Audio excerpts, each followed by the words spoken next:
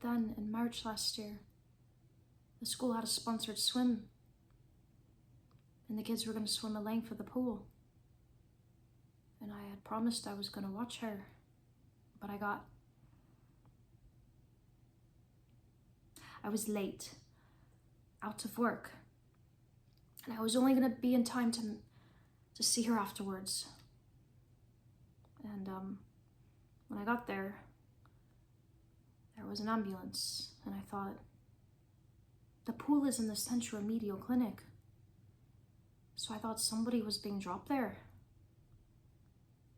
I didn't really pay much attention to it.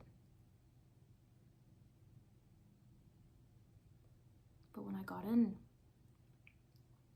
I saw nobody was in the pool.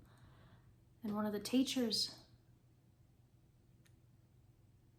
she was there with a group of kids, and she was crying. And some of the children were crying. And this woman, she came over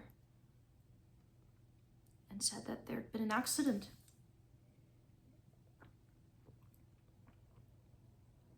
That Niam had hit her head in the pool, and she'd been in the water,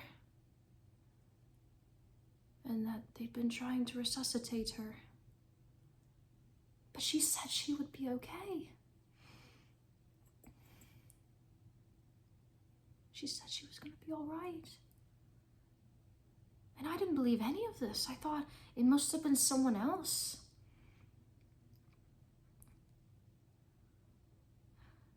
I was brought in a room, and Niam was on a table. It was a table for table tennis, and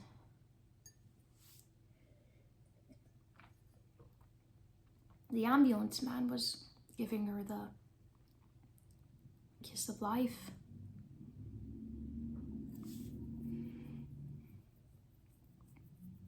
She was in her bathing suit, and the ambulance man said he didn't know if what he was doing was working.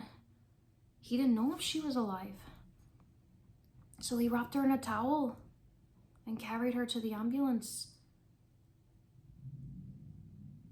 And I went right behind him, and they radioed on ahead.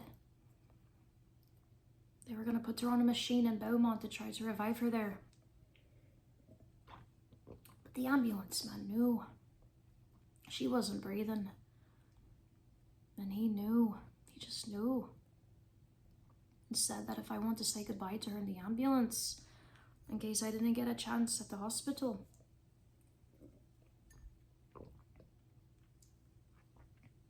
I gave her a little hug.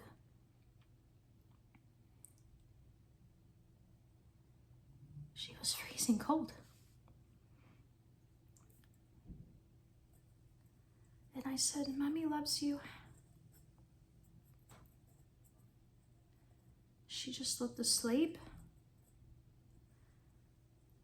but her lips had gone blue and she was dead. It just happened so fast, just in minutes.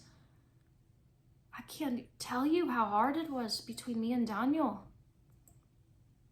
It just doesn't feel real.